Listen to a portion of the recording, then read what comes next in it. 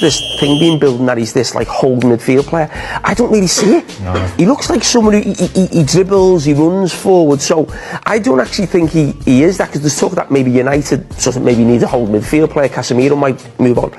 I don't think he's that. I don't know what you think watching, but certainly last night, that thing where he just turned and he's just running at people centrally and he's all over the pitch. I mean, I thought that performance last night was sensational. Talking about these March international breaks, it just feels like this time of the season, someone really young who you out of nowhere, just, you know, whether it was Rooney, whether it was Michael Owen, whether it was Bellingham a couple of years ago, they just go, we know for a fact this kid's on the plane now, I think on the back of last night, and you're actually looking at that first 11 and thinking,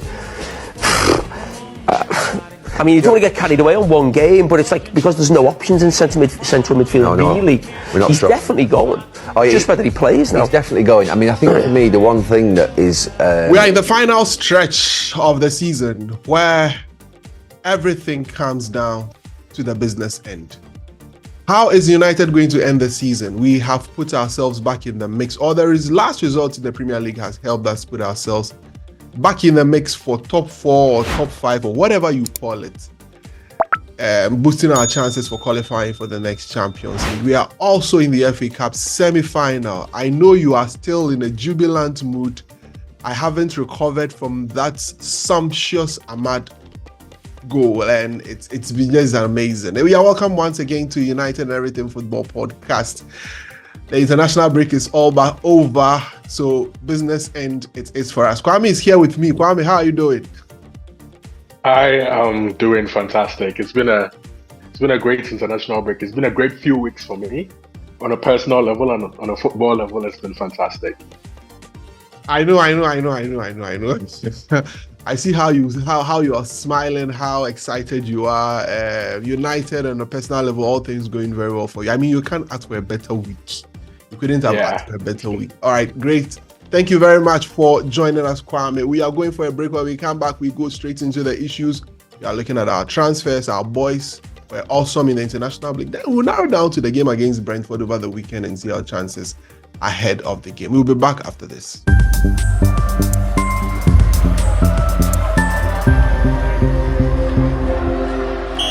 Okay, so we are back once again on United and Everything Football Podcast. Please remember, hit the subscribe button, hit the notification bell. If this is your first time, or if very important, very important. It's very important. Please help us grow this community together. If this is your first time, and if you've been watching and you've not done that, please do that. Also, if you missed the last episode, if you've not watched the last episode, please. The bio is in the link is in the description. Go and tap on it and have fun. You will enjoy it. Ten Hag in, Ten Hag out by two very good friends, Sicho and Akomia, battling it out. I mean, it's been amazing. It was an amazing episode. So please, if you've not seen that, just get into the link and then just the description and then click on the link and enjoy that particular showdown. So showdown has come to stay. We bring you a lot more here on United and Everything Football. Kwame, let's get straight into action. Our boys were out on international break, but two people. La Carrington, the boy from La Carrington, Kobbie Mainoo, and then Alejandro Garnacho, making us all proud for their national teams. Drawing a lot of plaudits from their coaches, from their teammates, from fans, and even rival fans. Let's start with Kobbie Mainoo. Made his debut during the international break in the friendly against Brazil, where he came in and dazzled, and started a game against Belgium. Safe to say that our boy has booked his tickets to the Euros in Germany. Kwame. Yeah, I watched one of your recordings on United Today. Was it about a week ago when the call-outs were the national team call-outs were made, and then his name wasn't in. He was actually booked to play for the under-21s. And you were spot on with what you said. It's not like you are hyping him or you're calling him the next Jude Bellingham. But if Jude Bellingham broke into the English national team at the age of 17 and has become a mainstay, what stops Kobbie Mainoo from actually being part of the England national team? And before you could say Jack, Gareth Southgate, I think that was the next day after your recording, actually called him from the under-21s right into, I think when he got to St. George's, they had already done the swap. You're not going to the under-21s, you're going to the senior national team now. And he's just not going to be part, like you saw the likes of Cole Palmer and Brant White just being part of the team and not actually having any game time, probably for the experience and for the future. Kobbie Mainoo is the now. Kobbie Mainoo is the now. Generational talent. But what makes him stand out is Southgate said it, I think yesterday. He's got attributes that that English midfield doesn't have. Absolutely. He is different. And he complements the two starters very well, Jude Bellingham and Declan Rice. Declan Rice could not stop raving about him. Yeah. Declan Rice knows.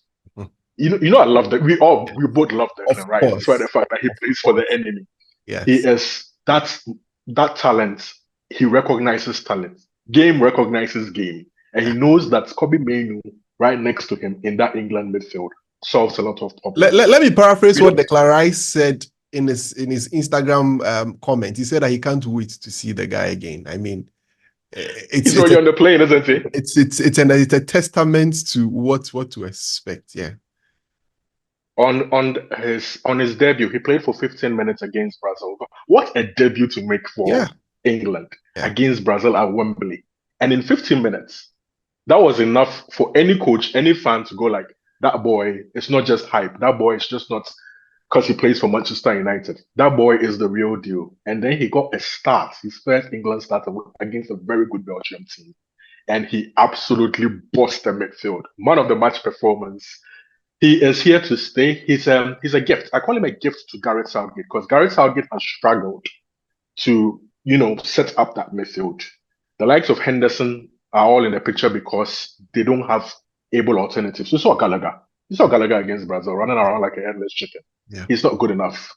He's not good enough. You can't start Henderson. Trent is the next best thing to something that complements the midfield in terms of creativity and carrying the ball, like Mainoo does, but Trent is a right back. See, I'm so happy for Kobbie Mainoo. He deserves to be in this England team. He deserves to be starting for England at this Euros. All right. So, Kwame, Alejandro Garnacho also was also in action. Played very well for Argentina. I mean, came on in the second half in the game that they played. Drew a lot more plaudits from the coach and also from his fellow teammates. Now, one thing that is coming up with him has to do with he competing for spaces or places with other players ahead of the Copa America that's about to be played. Now, do you think he stand a chance of, joining the train? As we know, Ben has already booked his seats. There's nothing that convinces us otherwise. But do you think Garnacho has done enough? And if he doesn't go, how do you think it affects him at the national team level? Argentina are world champions for a reason. When you are world champions, what it does say is that you have a plethora of talent. You are blessed with talent. Argentina has never lacked talent. So Garnacho is just one in a pool of many who would be looking to carry on the mantle of leading Argentina, not just now, but in the future. So he's 18 years old. Even if he doesn't make the next Euros, he's on the fringes of the squad. He's making an impression. There are a few old heads in that Argentina team who are going to be moved on very soon. The likes of Messi, the likes of Di Maria, the likes of, them, old heads. What they are doing is they are keeping these young guys around so that the transition period will be smooth for them. So his time will come. Garnacho's time will come. If not now, in the next few years. Definitely before the 2026 World Cup. He'll be there. Yeah, he'll be there. He'll be there.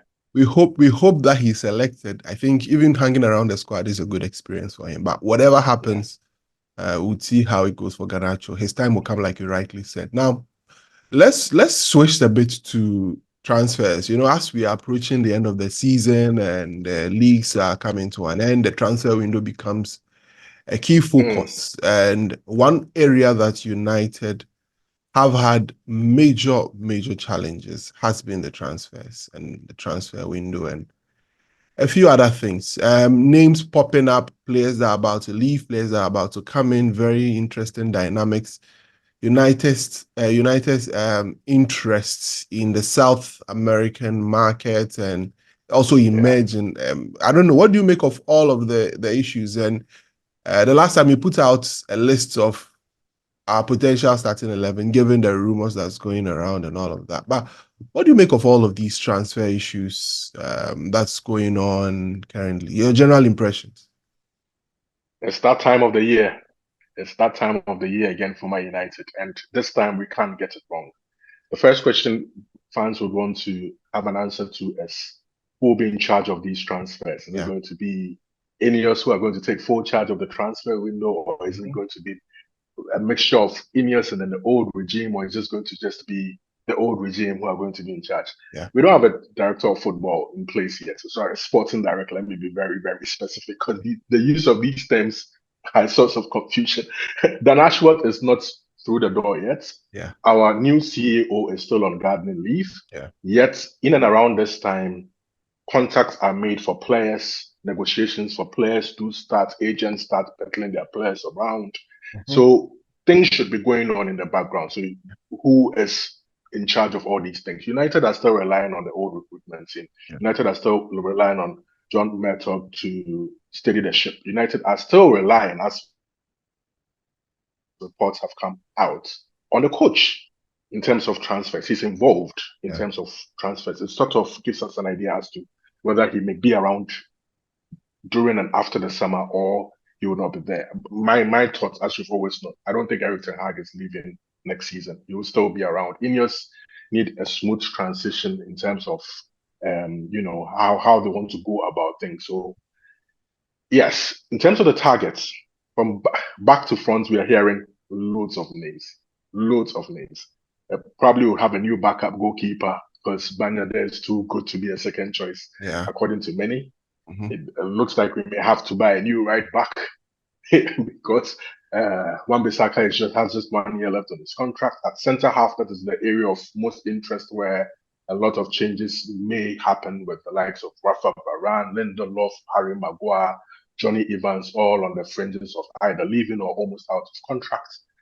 You've had Jean-Claude Todibo in the news, Brand Whiter in the news, and then Bremer. The South American contact, Bremer's news of Bremer from Juventus doesn't seem to go away. It seems to even be carrying more weight as the weeks go on. And with news that we are looking into the South American markets, you will never know. We're probably looking for a new left back as well. I am delighted by the fact that we want to resolve our defensive issues, not just based on the fact that they are not the right personnel for the style of football that we want to play going forward, but then they are getting older and then they are injury prone. Our defense has been a huge letdown this season. So resolving that aspect of the team is crucial to how this team wants to move forward. In midfield, Eriksen is getting on a bit, 32 years old, may have to be moved on. We will probably need to replace him. Amrabat will definitely be shipped back. Amrabat has not proven value for that hefty loan. Unfortunately, it hasn't worked out. But Kobbie Mainoo coming back into the frame justifies why we did not even want to push so hard for Amrabat in the first place. But then we need another body in there. But then the issue is the profile of midfielder that we need. We need an 8, we need a 6, we need an 8.5. The likes of, Amadou Onana showed up over the weekend. Huge battle with Kobbie Mainoo in midfield. A lot of fans are looking forward to us making such a signing because we lack a bit of physicality. There are others who want a bit more technique and a bit more guile and a bit more control. The likes of Lucas Paqueta. You see, one name that I would actually love, whom I think is perfect for us, is Bruno Guimaraes of Newcastle. But I don't think that is ever going to happen. They didn't even want to give us Dan Ashworth, so you can imagine. We have already started a war with Newcastle, and you want to go in for Bruno. Exactly. I mean, but then he has a fellow Brazilian. Just respect yourself and sit somewhere, gentlemen. I know. A fellow Brazilian at Wolves. I've forgotten his name. What's his name again? I think Gomez. Something Gomez. I forgot. Gomez. He seems to have a bit He's of a player Kobbie Mainoo He's a player Kobbie Mainoo turned in that England-Brazil game. He came in and the first and that gentleman. You feel that was not a good look. You feel that first test. But let's go on. He failed the audition. Douglas Luiz of Aston Villa, another name. So it just depends. I'm torn in between what kind of profile of midfielder that we need. Whether we need the steel, because that's the profile we don't seem to have. So that's where Amadou Onana comes in. But then you look at the manager we have and the kind of midfielders he signed, is more about control. So the others, the likes of Douglas Luiz, Raul, and Bruno Guimaraes fit a lot better in terms of profile of what the manager will want than an Amadou Onana. But let's just see how that goes. And in offensive areas, we definitely need to finally put to bed this left-footed right wing issue. Are we bringing Mason Greenwood back? If you're not bringing him back, we need to sign another left-footed right winger. That will mean we have to resolve a lot of issues, Jaden. Sancho, Anthony Dos Santos. We have the fringes, the kiddos, Ahmad, and also Kundo Pelistri. That position has had about 5 personnel there, 5. And now Garnacho. Nobody has made it his own. It's a very interesting. Very, very interesting. You know my personal opinion on this. The one who owns it is the one whom we are looking to sell for obvious reasons. Right? Let's not go round in circles and dig into it. But I feel Mason Greenwood would have solved this problem. But his issues go way beyond football. So let's just see how the summer goes. Like you said, you have to resolve it and finally pick someone. Between Neto and Olise, you can make your own judgment as to who fits better and who will be made more available, because both of them seems to be carrying injuries and whatnot. But that position needs to be resolved. And last but not the least, we need a centre forward. Anthony Martial is still at this club, Kwame. You know that. He still exists. He's not dead. Yesterday, I was asking a few of my friends. We may not see this gentleman again in our shirts ever before he leaves. We may not even see him anywhere near Carrington. We may not even see him anywhere. He will just have played. I don't know. What was the last game? I think some months ago. I don't even remember. I don't even remember. Has he played this season? Has he actually played this season? I don't really know. An absolute. He's just stealing a living. Yeah. He's stealing a living. He's been stealing a living for 2 years, 2 3 seasons. Just get him off. And so we need a centre forward. Yes. But then the question is, what kind of centre forward do we need? Yeah. Do we need somebody who would start ahead of, Højlund? I mean, there's been a bit of clarity with that concerning. From reports that we are reading along from the news, that it's not a person that's going to be ahead of Rasmus, but rather a player that is going to serve as some sort of a backup and also provide some bit of competition. Okay, so when you are bringing you are making you know that you are not going to be the number one. Rasmus is the number one. So you don't need to come and agitate. So that's why they are looking for an experienced player to come in. I mean, someone who, when the going gets tough and Rasmus is also not being able to do what he's supposed to do, you can bring him in and bring in a lot more experience. But also, so when you say that, they won't shy away from also getting talented players as well, who would. But generally, the idea has been that they need someone who would be an experienced head and would be a backup. But when opportunity also presents itself with a young talent that is available, like the likes of Benjamin Sesko, with very good release clauses that the club feel they can afford, perhaps we'll go in for him, and that would prove a lot more better. I mean, giving the gentleman a lot more competition as well. Okay, so that's reports, but it's a bit more clear. So what it means is a fellow young striker is not necessarily the priority. Not necessarily. That's come up. Yes. Okay, I understand. Not necessarily. So then what it means is that the likes of an Ivan Toney, who is 26, 27-year-old, it fits the bill better. Yes. In terms of experience, yet may not necessarily agitate to be a starter. Absolutely. He will probably find himself in the same situation he finds himself with England, where Harry Kane is the main man, but he's an able person to come in and do a very, very good job. Exactly. Right. And also, given United, we play a lot of games, okay, from cup games to European competitions. Whatever be the case, we'll be in an European competition. Whatever be the case, whether Europa or Conference or Champions League, but preferably the Champions League. We'll be in an European competition, meaning we play a lot of games. So, young players playing very I mean, when you exert a lot of efforts, these muscle issues and all of that, so you need a big squad. And you can guarantee that any player that comes in will have an opportunity to play, be it come in the second half or anything. I mean, definitely have an Or opportunity. even start games Of during course, there'll be a certain lot tough of spells. opportunities for players to start games. So, yeah. So I feel it'll be an interesting one. It will be an interesting one. Let's switch attention quickly to the game against Brentford.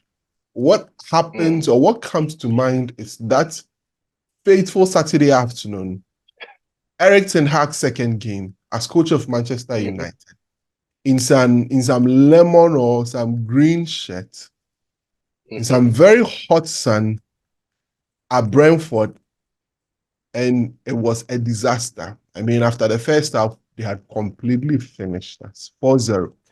Brentford are not in a good place right now. They are not in a good place. In the last 18 or so games, they've won like 3 or so. And Kwame, is this an opportunity for us to go in there and give them some 5-0 and tell them that, What did you just say right now? 5 goals. We clear the 4-0 deficit. Then we give them an additional top-up. But Kwame, walk in there in your deeper green kit this time around instead of a lemon kit. That is why Take your 3 points, no matter how. We are deep. You see, you said you want a deeper green shirt. A deeper green shirt, not a light green shirt. So we are going there to state a case. That's the point I'm trying to. Kwame, get your 3 points anyway, anyhow, at this stage of the season. If they don't score 5, me, I won't agree. They have to score 5. Your team struggles to score goals. You want 5. You take a 2. I'll take a 1-0, 2-1 win any day. But let's look at the game. Let's look at the game. Yeah. So on a more serious note, fortunately for us, we did not have too many casualties after the international break. I think only Harry Maguire came back with something, and then even that's not reported to be so serious. So we came out fine. What happened just before the international break is what we should, use as a motivation to end the season properly. We beat Liverpool and kept our season alive in terms of silverware. We should not go to Brentford and mess it all up. What we should do is, follow up on that. Win again. We've got 12 games left this season, Kwame. 12. I say 12 because we are going to that cup final. It's inevitable. We are going to that cup final. 10 league games, a couple of cup games. We have to win 9 games out of the 12 games, including the 2 cup games. Meaning that we have 7 league wins to make up from 10 games, which is not easy if we want to make a definite case for 4th or 5th spot to make the Champions League. Yeah. So we have to get back on winning ways. 10 games, league games, just get right to it. Brentford, take it off the list. I don't know. I don't care how we're going to win at this point. We just have to win. We can start what I feel is the strongest lineup we can start from now to the end of the season, because all the key players who are fit now to make that 11 are available now. We can start with Dalot at right back. See, I told you Aaron Wan-Bissaka is going to play left. You're right. I told you before it happened. Yes, and you're right. I have a theory for that, and you understand that theory now. Aaron Wan-Bissaka probably still at left back. Yeah. Martinez is back. Yeah. Trained very well with Argentina. He's back. He's healthy. I'll start him right away. I don't care about these Brentford long balls people are talking about. Go there and go and play football. You should go there, go and play football and win. He should start alongside Rafa Varane. Varane this season has been fit for most part. I don't know whether he's trying to make a deliberate case for us to give him a new contract or he's deceiving us or what, but he's been fit. You know it. Some ways. Mainoo starts in the holding role if Casemiro isn't fit. If Casemiro is fit, I'd play him straight away. Yes. Casemiro and Mainoo. But if it's not fit, Mainoo starts there. And I'd like to see Mason Mount and Bruno Fernandes start together in that midfield. Originally, that was always the plan. Remember from preseason. You know that won't happen now. That's what I'd like to see. Let me tell you what I'd like to see. Yes. Before we get into Scotland. Let's just know what you like to see. I'm just trying to best your small bubble. I'm besting it before you go ahead. But let's see what you want to see. Mason Mount owes us a performance of sorts before the end of the season. It's been a horrible season. I just think he has to get back in there and do something. He's had a raft of injuries. It's not worked yet. I want to see him with Bruno Fernandes in that midfield to see what the actual plan was right from the very start. Because from preseason, that was going to be the starting midfield from all indications until Kobbie Mainoo picked up the injury and then everything just got messed up. And the front three, as usual, Garnacho on the right, an improved Garnacho on the right, Yeah. Mainoo down the middle, and then Rashford on the left wing. You know why I said that? I know. If anybody has not seen our previous episode, like we said at the beginning of the show, please go back and watch the showdown. Link The will be in the showdown. description. Go and watch the showdown. Go and watch the showdown. All right. But then, like you said, Scott McTominay is going to start somewhere anyway. So yeah, that's it. Just know this and know peace. You have to make peace with it and save us all your wish lists. Anyway, it is what it is. It is what it is. It is what it is. So it's exactly. I mean, that will be the closest to our best starting 11. Perhaps only the missing ones being our left back Luke Shaw and probably Casemiro, who is still nursing a minor injury, as we've been made to believe. Yeah. So 2 out of how do you call 11, it? not bad. 2 out of 11. I mean, that's the closest you can get to that. And we've barely seen our strongest 11 we've barely seen. season. I don't know if Luke Shaw would be coming again before the season ends. I mean, it's quite dicey. It would be nice to have him. It would be nice to have him for the last couple of games, the cup games. You know, especially yes. I mean, see especially if we qualify for the final, we can rehearse with Luke Shaw, and we would, all things being equal, barring any unforeseen injury situations, you would have all of these players available to do all of. A quick one on Tyrone Malacia. It's just Tyrone Malacia. His future seems to have been up in the air because he's had a bad surgery that led to a setback and all those kind of things. But a picture of him resurfaced where he's smiling and take pictures. He's not dead. He's not lost. He's not depressed. There's nothing wrong with him. He's alive. He just had. He's alive. He's fine. I hope it's alive. I hope for his sake.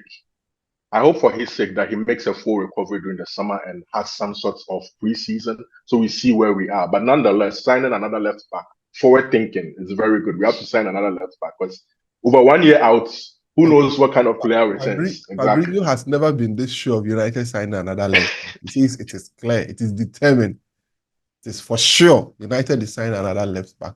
One, and I'm all for it. One for now and one for the future. So we have a sense that it's going to be a young left back. Maybe might not be what we are thinking. It might be a name we've perhaps not heard before.